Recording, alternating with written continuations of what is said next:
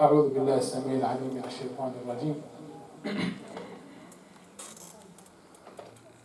يوم ترى المؤمنين والمؤمنات يسعى نورهم بين أيديهم وبأيمانهم بشراكم اليوم جنات تجري من تحتها الأنهار خالدين فيها ذلك هو الفوز العظيم. يوم يقول المنافقون والمنافقات للذين آمنوا انظرونا نقتبس من نوركم قيل ارجعوا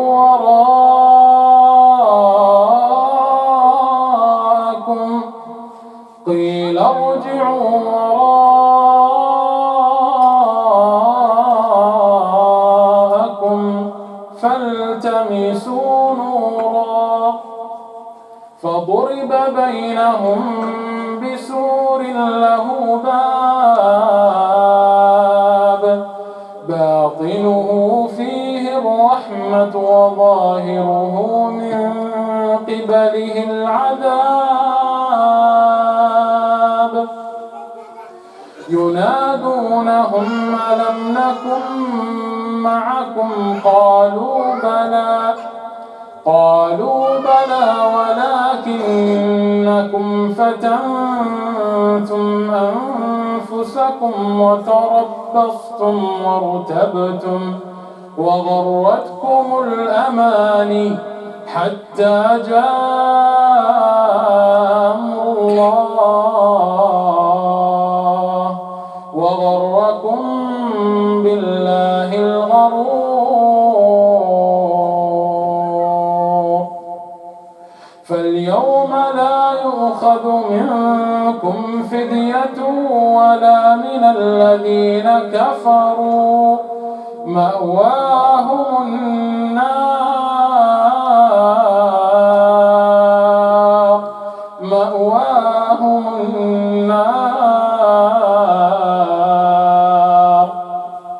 هي مولاهم وبئس المصير.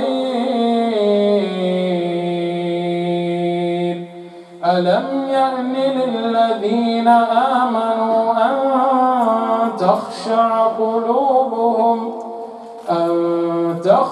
قلوبهم لذكر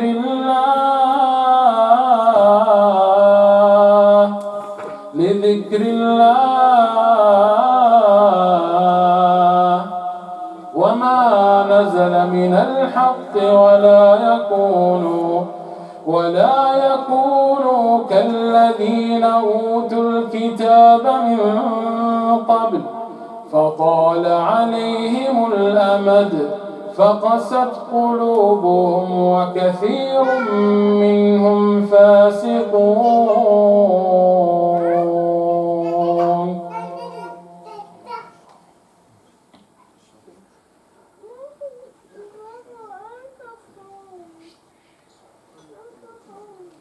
بسم الله الرحمن الرحيم.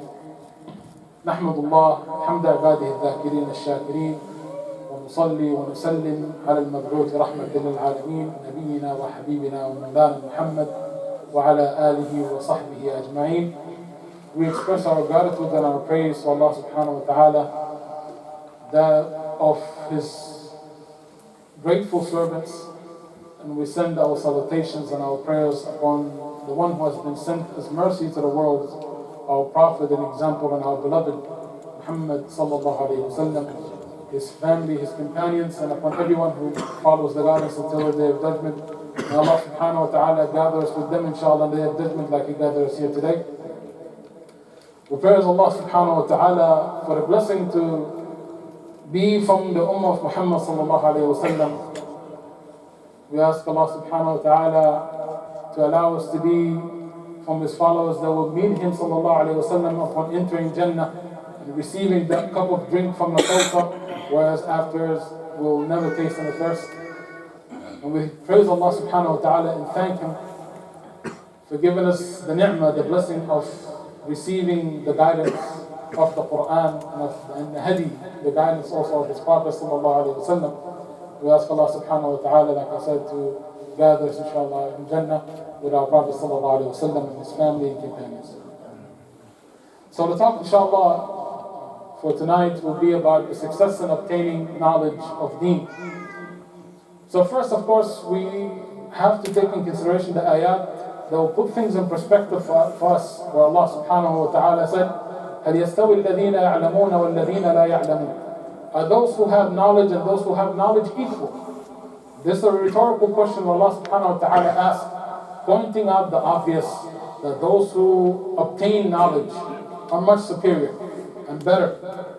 And Allah subhanahu wa ta'ala mentioned that in many ayat, where He said that He have given those who have received knowledge higher degree and grade in His sight subhanahu wa ta'ala. And also saying, وَمَنْ يُؤْتَ الْحِكْمَةَ فَقَدْ أُوتِيَ خَيْرًا كَثِيرًا. And whoever has been given wisdom, wisdom can only be attained with knowledge and experience, then have been given, or she have been given, a lot of good. So we ask Allah subhanahu wa ta'ala to make us all among those who seek knowledge. If we look at the Prophet sallallahu alaihi wasallam and his statements, and also how the Sahaba, the companions of the Prophet sallallahu alaihi wasallam, have absorbed this knowledge from the Prophet sallallahu alaihi wasallam, and how they put an important to us to seeking knowledge, we will put again things in perspective for us. For example, Abu Hurairah and Abu Dhar, radiallahu anhuma, those two companions of the Prophet sallallahu alaihi wasallam, they were quoted to have been saying, and they used to say this often, باب من العلم يتعلمه أحب إلينا من ألف ركعة تطوع. That any way of seeking knowledge is more beloved to us than doing 1,000 rak'ah that is extra. Of course, aside from the fard salahs and all of that, but they said that actually seeking knowledge is more beloved to us and more important and more virtuous than praying 1,000 rak'ah. Imagine that.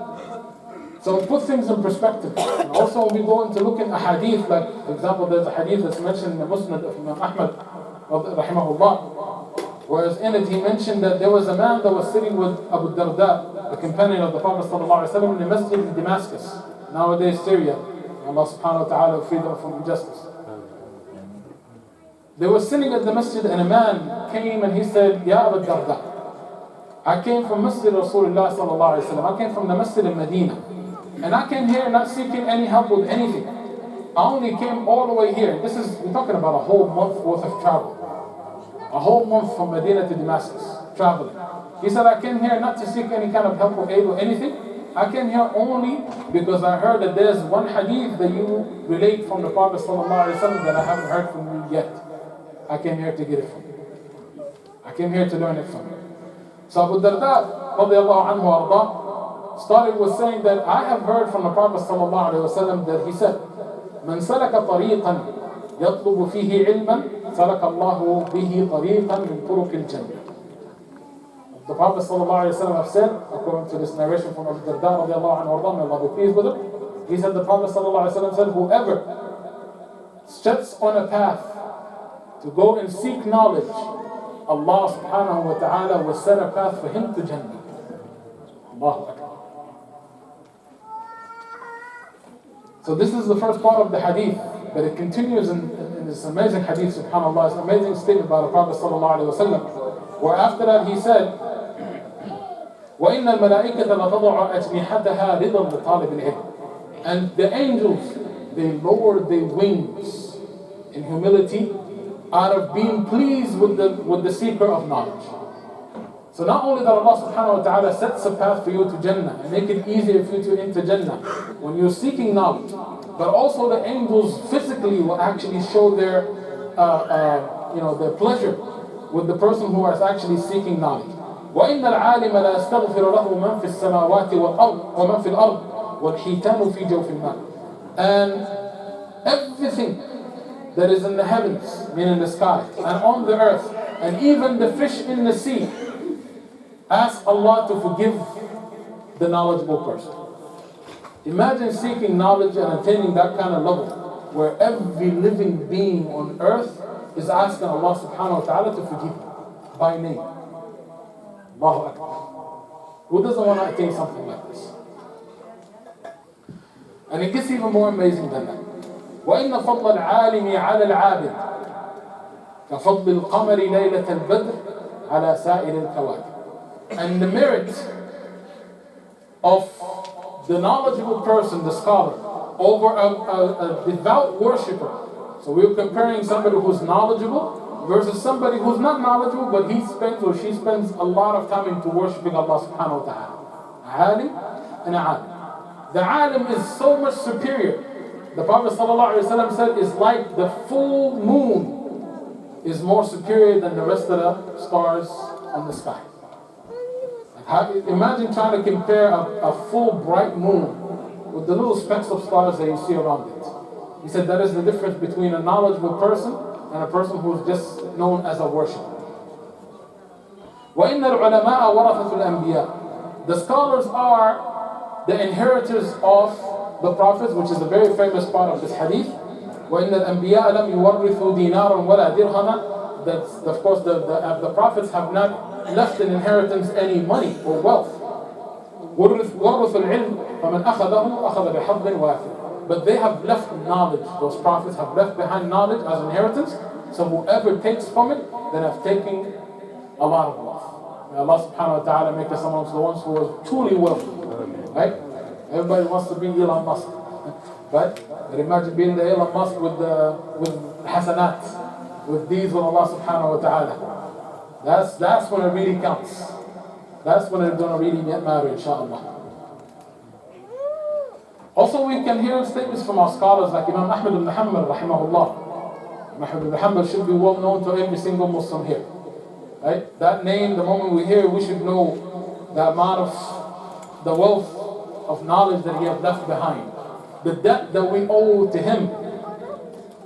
That through him and his lights, we're able to know the sunnah of our Prophet sallallahu alaihi wasallam. We're able to learn our deen better. Right? Imam Ahmed ibn Hanbal, rahimahullah, said, Al-ilm la ya'diluhu shay'un bima sahhat niyyatuh. He said knowledge is unmatched when it comes to deeds for whoever has good intention. Meaning if you have good intention, you seek knowledge, there's nothing that you can do that's better. Nothing at all. So they asked them, well, how is that? How can we qualify that exactly? How can we reach that with having that good intention? He said, يَنْوِي رَفْعَ الْجَهْلِ عَنْ نَفْسِهِ وَعَنْ غَيْرِهِ. As long as that person is seeking knowledge, it tends to seek that knowledge to remove ignorance from himself and from others. That should be our intention. Is that I'm seeking a knowledge in order to please Allah subhanahu wa ta'ala by removing this ignorance that I'm in. Removing this veils over my eyes. Removing this hardship, the hardness around my heart. So I can actually have knowledge of Allah subhanahu wa ta'ala and knowledge of His deen, so I'm able to be closer to Allah subhanahu wa ta'ala. And whereby also I can share this knowledge with those who I can share with as well. But of course we have to be careful here with shaitan. He can play tricks. He can make the second part more important. Well, you should learn the knowledge so you can go and teach people. That should be first and foremost. No. We should not fall for this. So the first part of, or the main part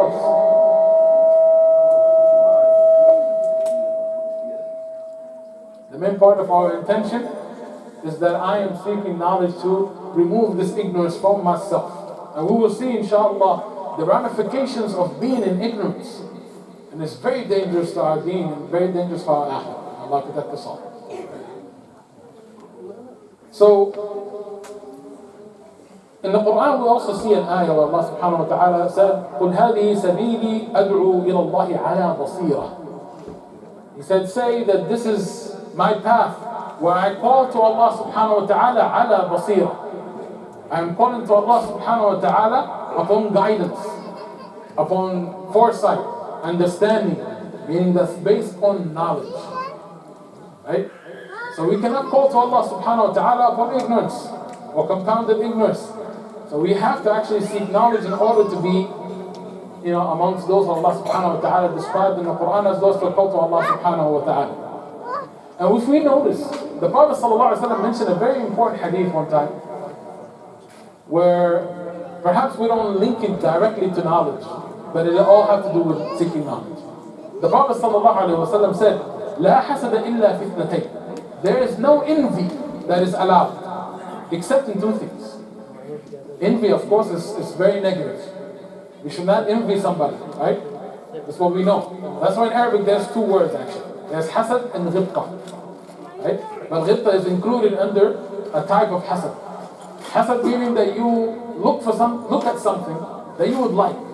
It could be negative, where you would wish that person to have that thing removed from them. This is not allowed. This is haram, right? But ghibta, which is I wish I can have the same, that's allowed. That's natural for us to look at something that is good and be like, oh, I wish I had the same thing. That's natural. So the Prophet ﷺ said that even that should not happen except in two things.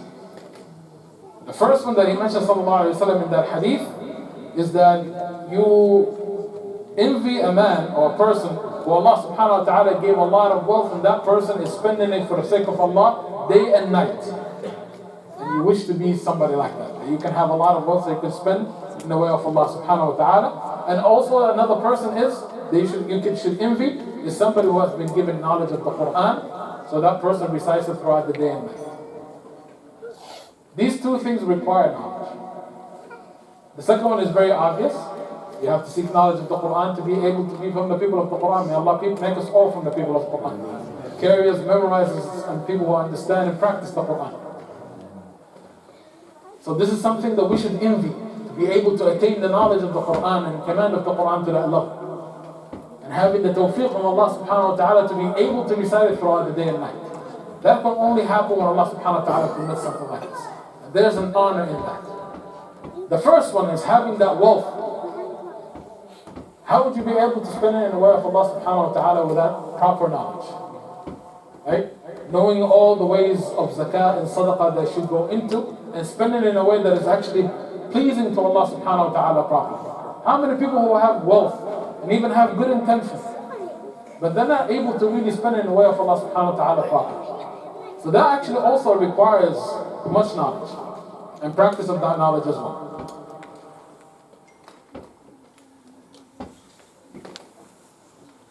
Allah subhanahu wa ta'ala mentioned also in another ayah, يرفع الله الذين آمنوا منكم والذين أوتوا العلم درجات. That Allah subhanahu wa ta'ala raised those of you who believe and those who have attained knowledge, degrees. Right? Allah subhanahu wa ta'ala will lift the person based on their iman and also based on their knowledge, as Allah subhanahu wa ta'ala mentioned. And we have to actually hold ourselves accountable where we have to be honest. How ignorant am I when it comes to the deen of Allah subhanahu wa ta'ala? Because perhaps many of us were raised perhaps as Muslims, practice Islam since we can remember, and we can feel that, you know what, I know my salah, I know how to practice my deen, I know enough where I can be a very good Muslim. That's a trick from shaitan that we can fall into. We become complacent and we actually become blind to the level of ignorance that we are in. So first and foremost, for example, Allah subhanahu wa ta'ala mentioned in the Quran, أَمْ لَهُمْ شُرَكَاءُ شَرَعُوا لَهُم مِّنَ الدِّينِ مَا لَمْ يَأْذَنْ بِهِ اللَّهُ. Do they have some that they have linked with Allah subhanahu wa ta'ala, made as equal with Allah subhanahu wa ta'ala, that will tell them that which is halal and haram and so on, not according to what Allah has sent down, and they just follow it. How many times do we find out that we follow something that we thought is part of Islam, but it's not? How many times we've attributed something to Islam and it was not part of the deen, or vice versa? Sometimes we negate something that is actually part of the deen. This can be very dangerous.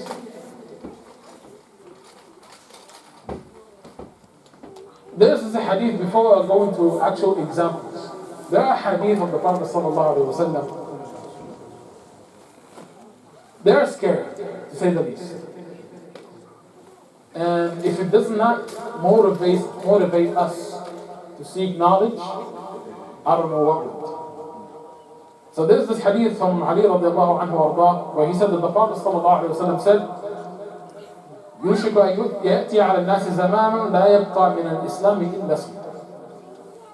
It's almost the time where there will remain nothing of Islam except Islam.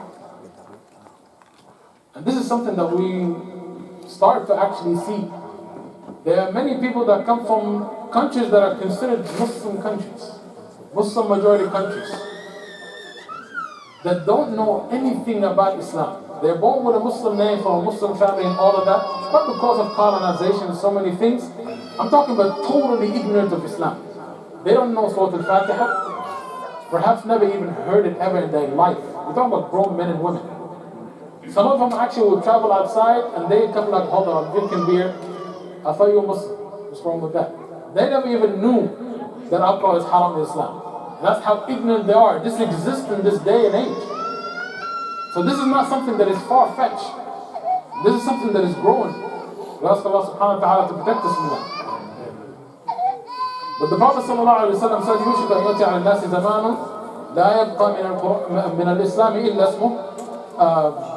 That there will come a time, and it's coming near, that there will remain nothing of Islam except his name. وَلَا يَبْقَى مِنَ الْقُرْآنِ إِلَّا رَسْمُهُ. And there will remain nothing of the Quran except his letter writing.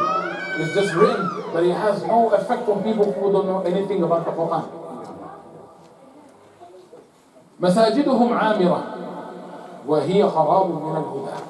The masjids during that time will be filled, but it will have no guidance.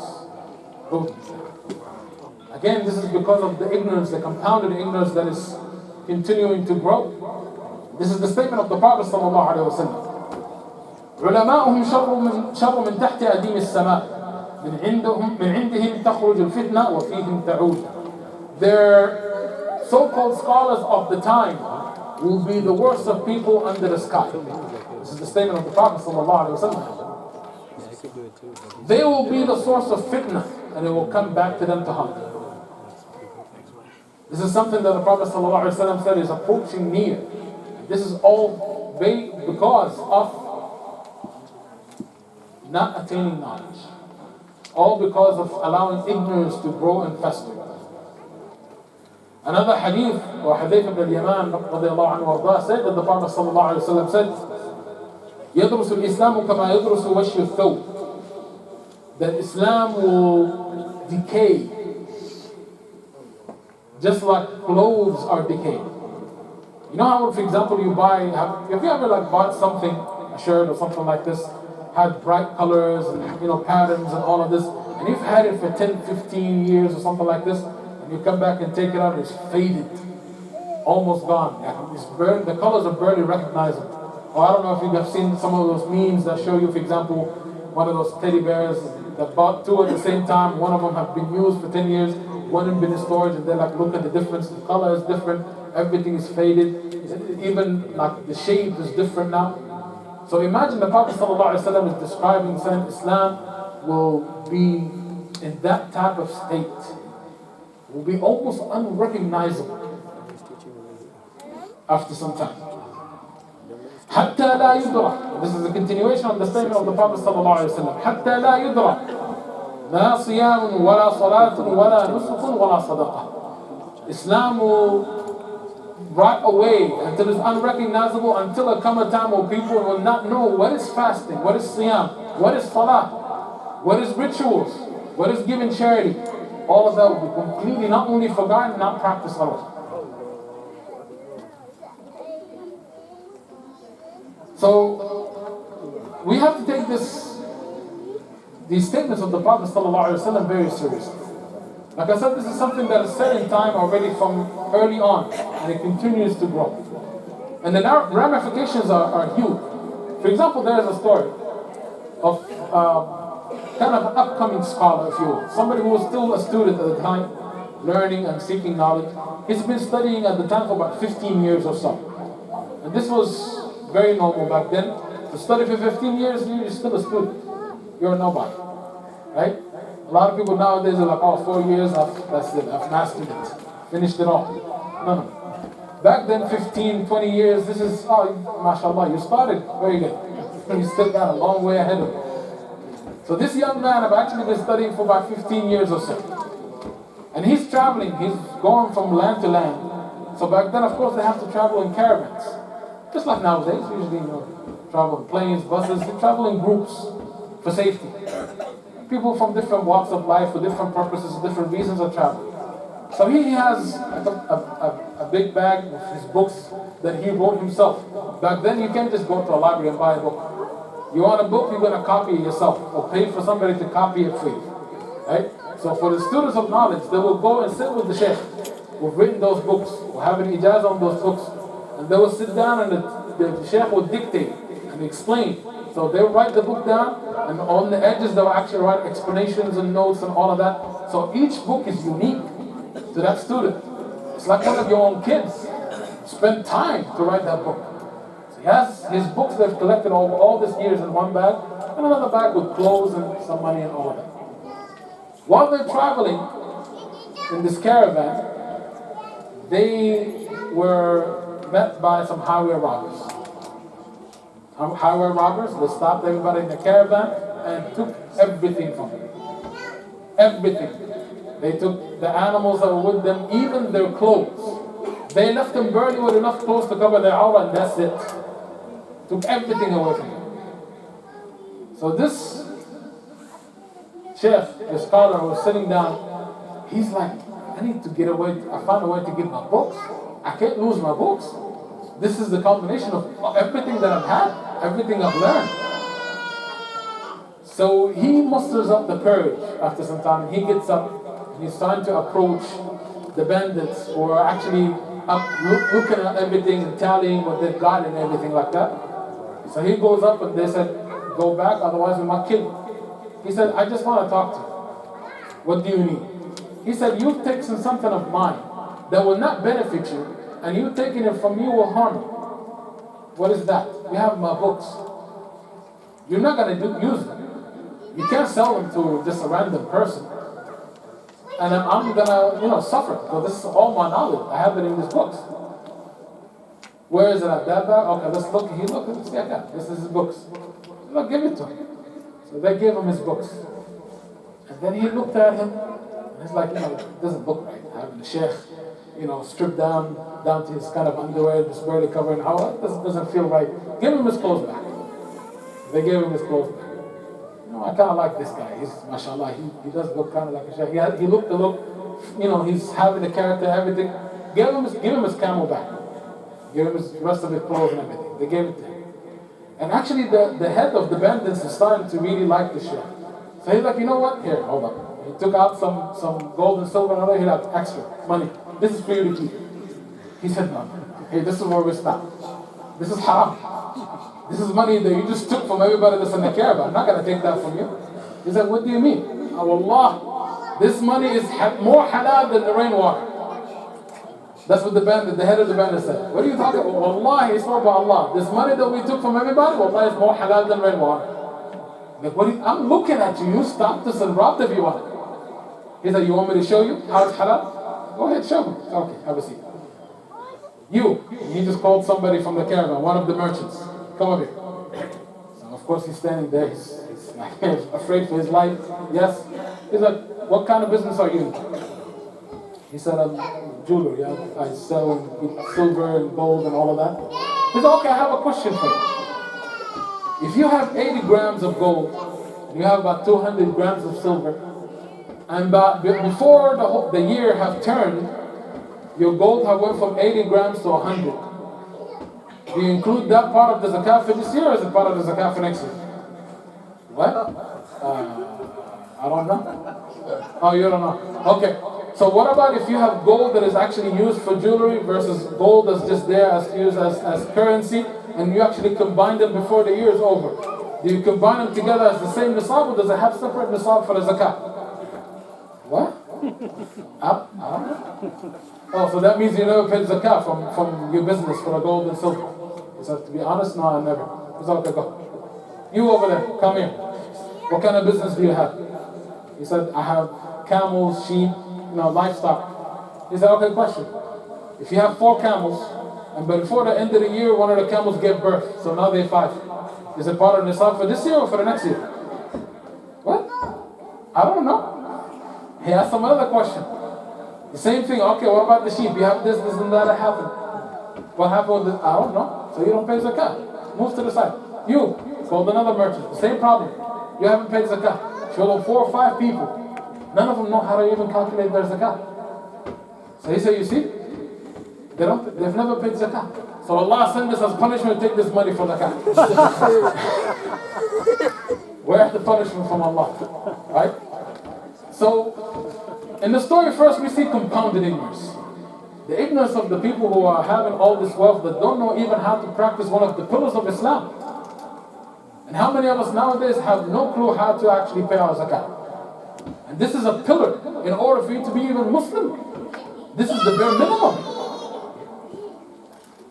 And then the compounded ignorance of the bandit who was saying, because they're not practicing this, I can come and just steal it, take it by force, and that's halal. That's just even more ignorance. Right? But somebody can come and actually be, nowadays you have people that will be convinced with that type of logic. Is that, you know what, and it happened, remember in the 70s and 80s here in the United States, they were saying, okay, there's people are selling alcohol in stores and all of that. This is all haram money, all the banks are riba and all of that. We can just go steal it. We'll just go ahead and take it. It's halal. They're not supposed to have it. And they've actually convinced people who are Muslims out here that, hey, this is something we can do. And they actually became bank robbers and everything.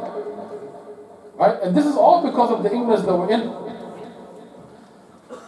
And this type of ignorance not only stops us from practicing Islam, but it actually pushes people away from Islam. Not just non-Muslims want to accept Islam, but even our own who are Muslims, especially young, the children, the youth. They come and just see this contradiction. They just don't want no part of it. And you can't blame them. Right? I don't want to pick on any campus. I don't want you to feel some type of way. But just to kind of give examples. You have things that we push as part of the deen. For example, so many Arab families will have this and perhaps this as well. But like, as a parent, my obedience is like obedience to Allah. Whatever I say, go. I tell you who you marry, what to eat, when to go use, whatever. I say, go. Otherwise, I'll be angry with you. If I'm angry with you, that's it. You've got to get Jannah, right? Yes, Shaykh. And they push that line, and it gets people to just detest Islam. Because their own fitrah will be like, I can't have autonomy. I don't get to even choose what I eat and who to marry. Like, what's going on here? Right? And how many times, I don't know if you guys heard this, how many times somebody from the youth will be like, I have a question. My parents always told me after I finished my salah, they were like, Bika, when you finish the Jannah, you have to turn the corner over there. You have to. Otherwise, they'll be so upset. Why? We don't want Shaitan to get on it. He's going to get on in the next salah. What? Let Shaitan make salah. Why can't he make salah? Shaykh, I don't understand. Why can't we let Shaitan just make salah? He can become Muslim, he can be off my back. Right? They have things like this that will come that's not even part of the deen. And we push it with a hard line more than we push for farad, things that are fard in Islam. And it confuses them.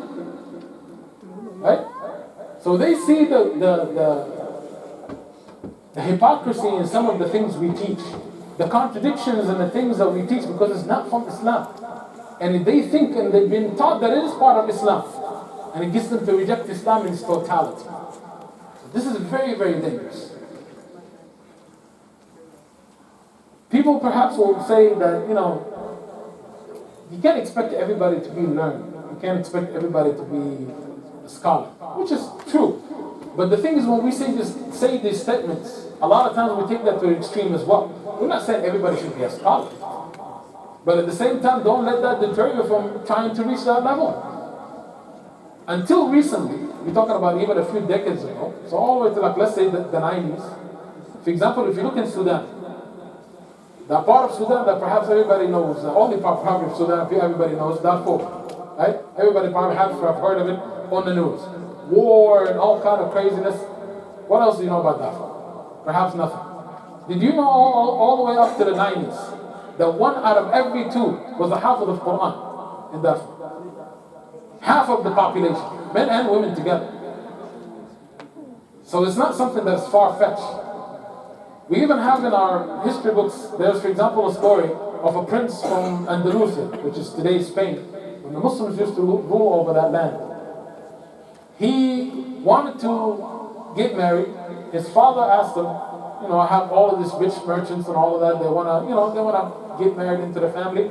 So they have came and they asked, and they have their daughters ready. He said, I want to find somebody who's like on my level, deen-wise, somebody who's knowledgeable. How can we find somebody like that? He said, okay, I have an idea. We're gonna make an announcement at such and such night. I'm gonna go around the city, and every house that has a girl of marriageable age, that is a Hafiz of the Quran, memorizes the entire Quran, they need to put a candle on the window. And I'll come after Isha, I'll pass by and I'll see who's, which houses, and I'll kind of narrow it down that way. So that night when he came out, over 2,200 houses had candles in one city. You're talking about 2,200 houses of girls or women of marriageable age who memorizes the entire Quran. So he said, okay, this is too much. I didn't really narrow it down to nothing. Okay? So they made an announcement the following week. Out of those houses, gonna narrow it down further, all of those women who are of marriageable age that memorizes the entire Quran and memorizes the entire Muwatta of Imam Malik, book of Hadith, and have studied and have an ijazah in Abi Zayd al-Qayrawani, his Risala, his book of fiqh, which is a huge volume of book of fiqh in the Maliki madhab. Then they need to put a candle at the window. He went back that night, over 500 candles. That was normal. And it's not even far-fetched again. It's not like, that was like hundreds of years ago, this will never happen again. There's a known scholar nowadays from Mauritania. His name is Shaykh Hassan al-Dadr. Allah protect him. He actually said that growing up, he said most of the women in his town memorized the entire Quran. He said it's to the point that my mother is the one who let me memorize the Quran. I memorized it by the age of 7. And he said my mother was the one who got me to memorize the Quran and practice with me, and me and all of my siblings. Once we finish the Quran with her, we go to the next level. We go with dad. He's more strict. Right? So he will give you to test 7 times recite the entire Quran, otherwise you're not considered Hafiz. Right? But he said, if my mother's doing work at home and she's too busy to keep up with my recitation to correct me, she will tell me to sit at the doorsteps outside, so that way she can hear me while I'm reciting and she's working, cleaning up whatever she's doing. And if she doesn't catch me making a mistake, it's okay. Anybody passing on the street can catch me in my mistake, correct. So many people memorize the Quran that anybody walking down the street can just hear a kid reading the Quran. Oh, no, say it down. Okay, yeah, keep going. It's just normal. Not only that, he said all of us growing up, it was the women teaching all the basics. And the basics, we're talking about, of course, memorization of the entire Quran. They're not mostly Malikis over there. So memorization of Muwatta of Imam Malik, also understanding of Al-Alfiyah of Al-Iraqi. There's so many books that nowadays we consider to be advanced. Back then was considered for the kids. It was all taught at home before they even reached 10. When you finish all of that, that's when you go and actually have some serious studies in the masjid with a shaykh. That was the norm. He said the grandmas, the aunties, each one had a specialization or two in a few books. That's what they taught at home. That was the norm. So it was something that was, again, the norm until recently. He's still alive. It's not far-fetched. Right? So this is something that we need to, push hard to try to achieve. And not let shaitan say that, this is something that used to exist back in the Prophet time. Forget about it. This is not going to happen. No, this is something that is actually possible and still being done till this day. Some of these books, for example, that I mentioned, like nowadays, like for example, Shaykh can attest to this, right? There's a book that we know that is the size of Tajweed, Tuhfatul Atfal. Nowadays it's known. You study all the way till you get to that. It's not even a book, it's a poem. Right? It's a poem. Verses of poetry that have all the rules of Tajweed in it. Right? If you get to that level where you study that poem and you memorize it and understand it, Shaykh of Tajweed now. But the name is Tuhfatul Atfal. A gift for the children. Literally, it used to be a children's book for the little bit kids, 5 and 6 year olds. But now we got to the level that we consider that to be advanced, college level. That should actually put, again, things in perspective to us as far as the level of knowledge that we, expect in the community. And this is something that's very alarming that we need to pay attention to. And again, this knowledge or lack of knowledge, again, is very dangerous for our deen. How many times, for example, we have people be like, okay, but this is something that is contradictory, or don't understand it. I don't know if I want to do it yet. I need to wait till I understand it first. They perhaps will spend years with these questions and not find somebody who will be able to give them an answer that is satisfying to them. Right? And if we look at the level of effort that was put in the time before, again, it will make things crystal clear for us. We'll look at an example. Imam Shafi'i, rahimahullah, we should also be familiar with that name, one of our main scholars in Islam, Imam Shafi'i, rahimahullah. His father passed away when he was 2 years old. And they were living in Gaza, Palestine. May Allah subhanahu wa ta'ala free and bring it back to the Muslims soon. So his mother took him from Gaza and brought him all the way to Mecca, because her husband's family is Qurashi, they're from Mecca, and also because she wanted her son Mohamed to learn, to learn the deen properly. So she brought him back to Mecca. So we're talking about a single mother, right? And this is very important to keep in mind. She is the one that actually pushed him to memorize the Quran, and he memorized it below 7 years old. This is one. She got him to memorize the Quran in Mecca and learn some sciences, and after that she took him to Medina when he started to excel in the science of hadith.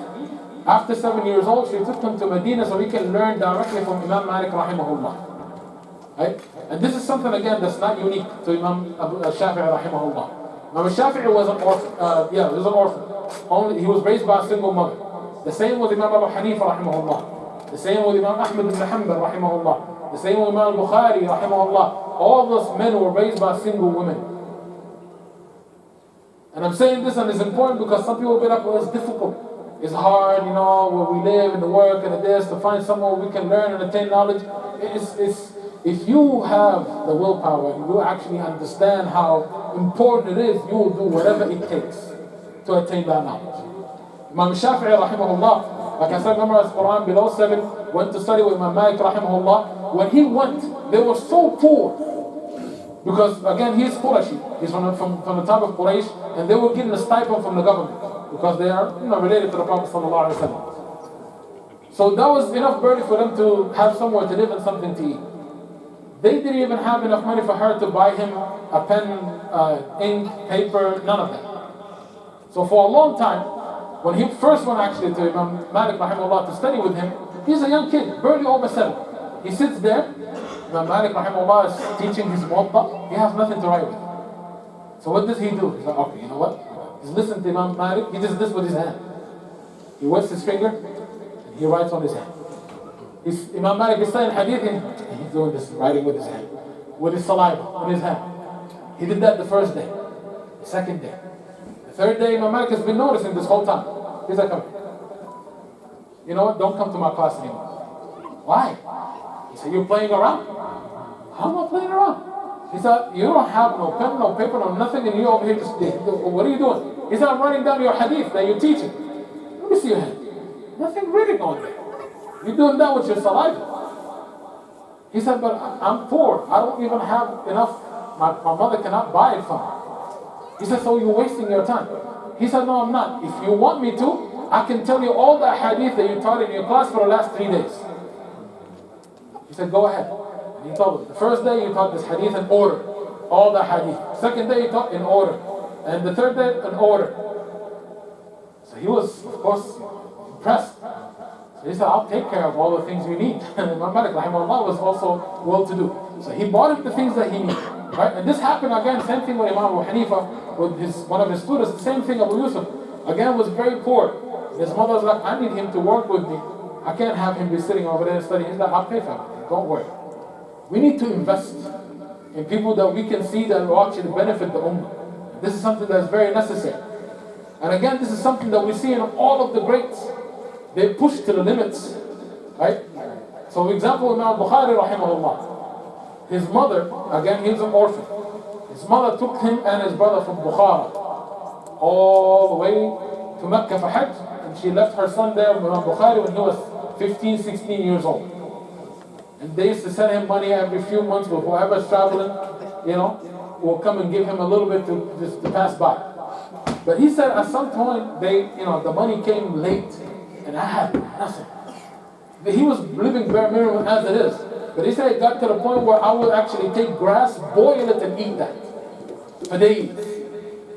And even one time he was at home for a couple of days and his students, or not his students, sorry, his classmates, they were like missing him. Where's Bukhari? So they went to his home, knocked on the door. He answered from the inside, "Are you okay? Come out." He said, "I can't." Why?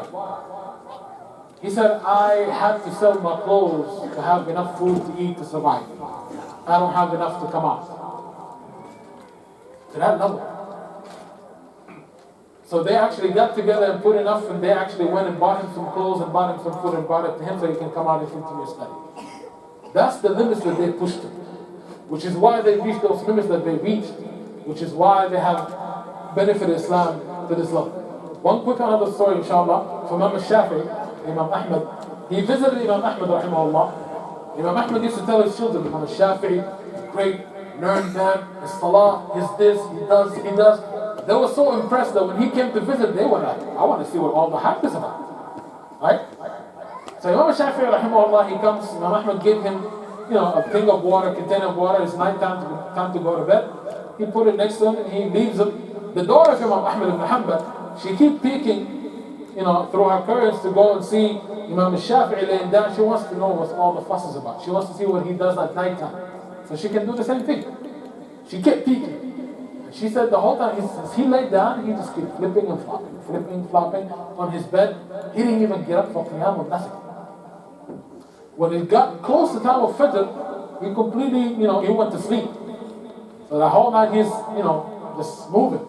But when he got close to Fajr time, he went to sleep. So Imam Ahmed came and woke him up for Fajr. And his daughter pulled him to the side, pulled Imam Ahmed, her father. He said, "Father, you told us so much about Imam Shafi'i. I see a random guy. He didn't even get up for qiyam and do anything. What all the fuss is about?" He said, "Let me ask you."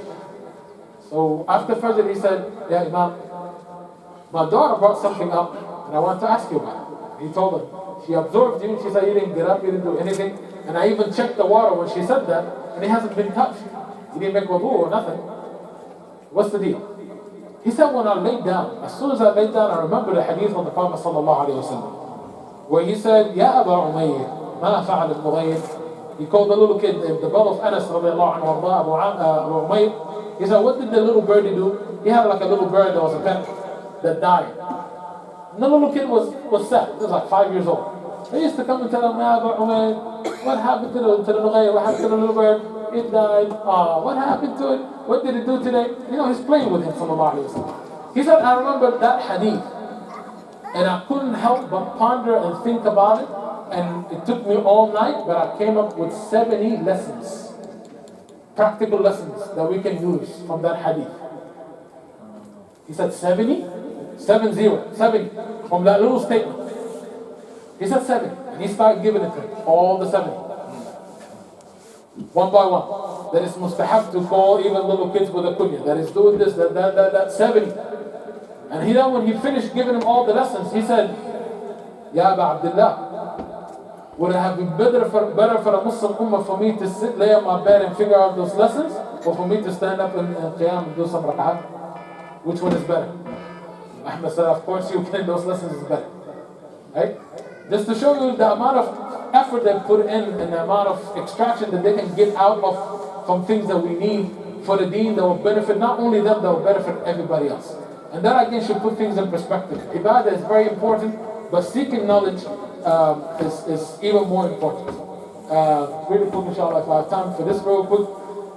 Just two things. Imam Malik, rahimahullah, he was asked, if a person is actually going to his death, somebody is about to be executed or killed for whatever reason, and he has a few moments left, and he knows he's dying, there's no way to avoid it. What should that person do for those few moments that he had left in his life? Most people perhaps will have stories of like, oh, you will do 2 rak'at, that's 2 rak'at you have, right? Now Malik rahimahullah had a very different answer. He said, ilmun yatlub. That person should go and seek some knowledge. They're like, لكن لا ينفعه. It's not going to benefit. He's going to die in a few minutes. So Imam Malik rahimahullah, actually he said, طلبه للعلم خير من عمله به. That person seeking knowledge is more beneficial to that person than him actually even acting on that knowledge. It is that important to that level. That you seeking knowledge, the act of seeking knowledge, will actually be more rewardable for Allah subhanahu wa ta'ala than you acting on that knowledge. Just to put things in perspective again. And we should not say, I'm old, maybe the kids or the grandkids or something like that, it's already too late for me. Don't fall for that trick of shaitan. Izz ibn Abdul Salam, rahimahullah, was called the Sultan al-Ulama, the Sultan of the scholars, the chief of the scholars. He did not even start learning until he was past 40. So again, the age should not be a factor. Economic status should not be a factor.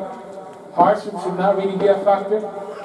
Whatever you can do to attain knowledge, it will save your deen, it will help you in this dunya, it will help you in the akhirah. And make sure you also do it correctly. We didn't have time to go into that.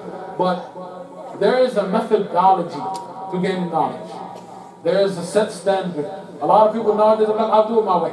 I'll study my way, my time, my this. It will not work that way. There's already set ways that are known throughout humanity, human history. Seek those paths the best way you can. Seek it at the feet of the scholars. So those are the ones who have treaded these paths and they know how it works, and they have the knowledge of how, and they have the experience also. So we ask Allah subhanahu wa ta'ala to bless our scholars. We ask Allah subhanahu wa ta'ala to give them the tawfiq and give us the tawfiq so we can transfer that knowledge. We ask Allah subhanahu wa ta'ala to allow us to attain knowledge that is beneficial. We ask Allah subhanahu wa ta'ala to allow us to be among those who are always seeking knowledge from in any moment, in any way possible, as long as it's beneficial. We ask Allah subhanahu wa ta'ala to also make us among those who will act upon that knowledge. اللهم لا علم لنا إلا ما علمتنا فعلمنا ما ينفعنا وانفعنا بما علمتنا وزدنا علما. Oh Allah, we do not know except for that which you have taught us. Whatso teaches will have benefit in it for us, and benefit us with everything that you have taught us, and increase us in knowledge. سبحانك اللهم وبحمدك أشهد أن لا إله إلا أنت أستغفرك وأتوب إليك.